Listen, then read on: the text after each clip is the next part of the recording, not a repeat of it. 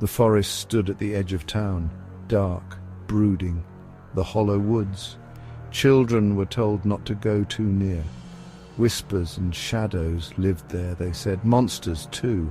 He'd heard the stories. He didn't believe them, not really. Curiosity tugged him forward. He stepped across the threshold.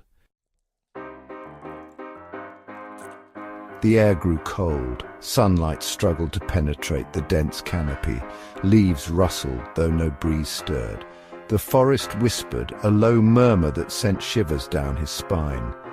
He told himself it was just the wind. He almost believed it. Almost.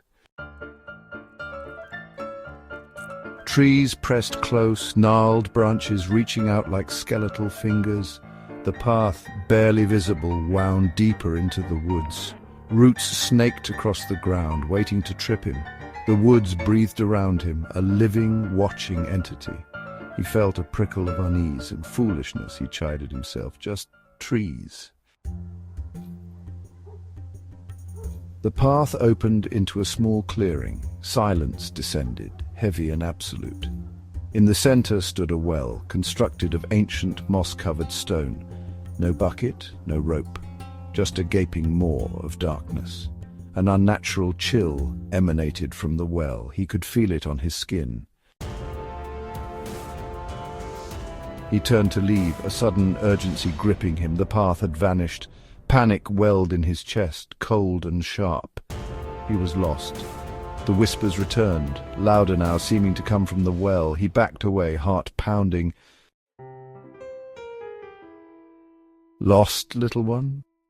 The voice was a sibilant whisper, dry as dust. He whirled around, searching for the source. Shadows danced at the edge of his vision, coalescing into a figure. Tall, skeletal, draped in darkness. He couldn't breathe, couldn't move.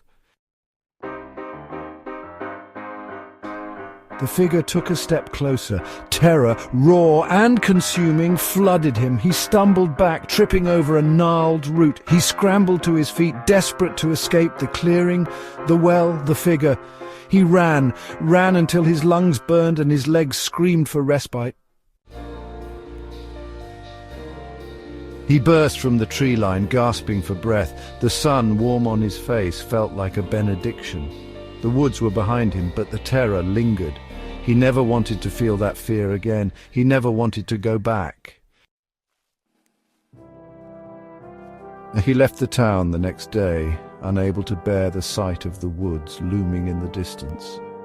He carried the memory of the hollow woods with him, a chilling reminder of the darkness that lurked beneath the surface of the world. He knew with a certainty that chilled him to the bone that he would never truly escape the whispering woods.